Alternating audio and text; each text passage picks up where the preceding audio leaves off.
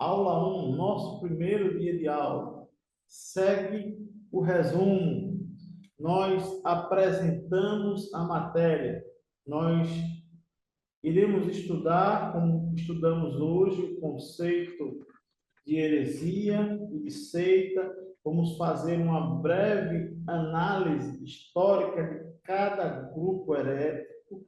Vamos fazer um apanhado de suas doutrinas e ensinamentos, uma análise teológica dos principais ensinamentos de cada religião e seita e fazer uma refutação dos seus ensinos à luz da Bíblia. Então, é isso que nós vamos ensinar. Nós falamos sobre heresia, a palavra significa escolha, seleção, preferência. Daí, por efeito de semântica, surgiu a palavra seita.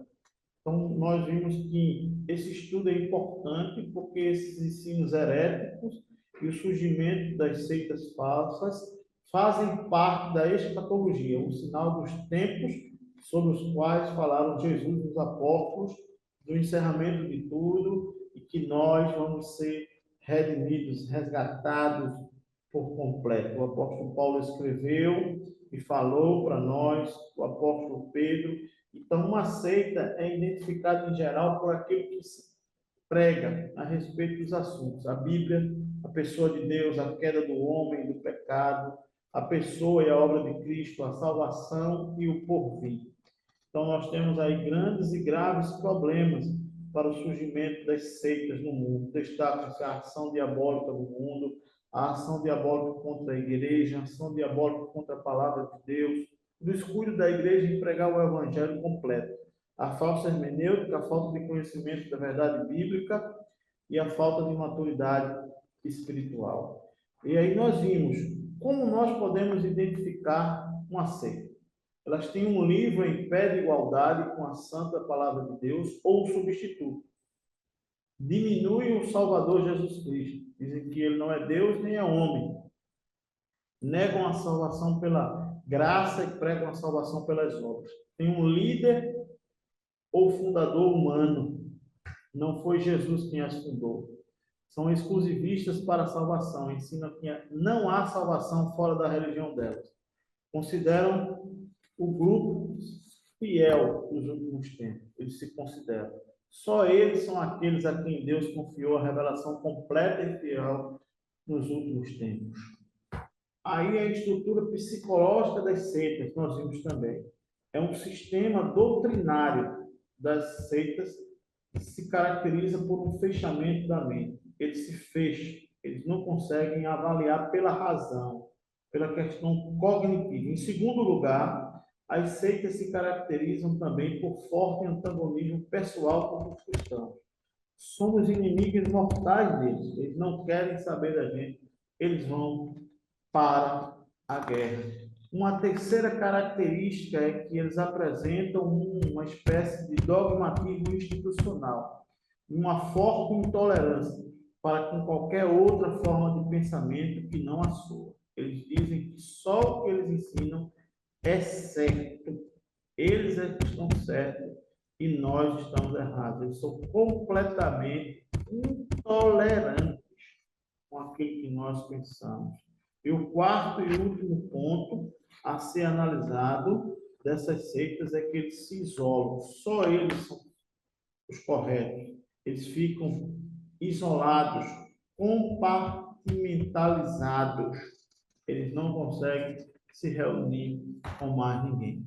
Vimos também uma breve condição do espiritismo, um breve histórico.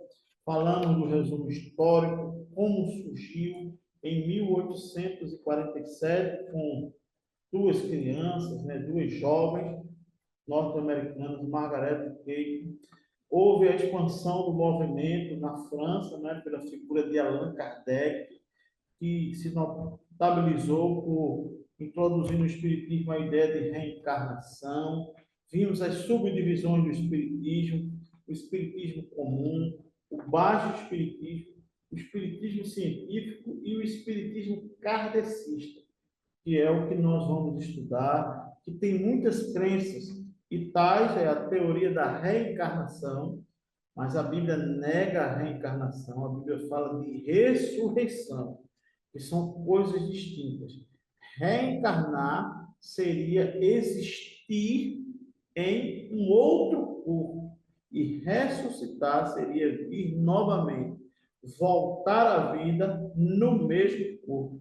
E é o que a Bíblia ensina, porque o apóstolo Paulo fala: se Cristo não ressuscitou, se não existe ressurreição dos mortos, é vã a nossa fé. Vimos a questão de Lázaro e de Jesus, vimos os textos bíblicos, vimos a teoria absurda de que lá, quando Jesus fala a Nicodemos, nascer de novo seria reencarnação, mas nós vimos que isso é conversão, aceitar Cristo, se arrepender dos seus pecados. Vimos o esclarecimento que João Batista não era Elias reencarnado. Eles dois têm a mesma autoridade, têm ministérios semelhantes, debaixo do mesmo poder do Espírito. E Elias nem morreu. Como é que ele poderia reencarnar? E João Batista disse: eu não sou Elias. Nós tratamos sobre a invocação dos mortos, que a Bíblia condena, que Deus condena. E quando Deus condena, não significa que é verdade, né? Como o texto diz: não consulte os mortos. Pode-se consultar, mas os mortos não ouvem. Quem fala são os demônios. Nós devemos ir à palavra de Deus. O estado dos mortos é que os mortos não podem nada nesta terra, nesta vida. Eles não voltam para falar. Podem os mortos ajudar os vivos? Não, de forma nenhuma. Os mortos não podem passar de lá para cá. Como nós vimos lá no texto da história de Rico e Lázaro. Não pode. Não há comunicação entre os dois lados. Repetindo, não há consulta aos mortos. Quando há uma consulta, mas há demônios, porque o Espiritismo é a profundeza de Satanás. Então, vamos ficar atentos que o texto nos ensina, né? O rico e Lázaro, que não há a possibilidade de comunicação e ajuda entre os dois mundos.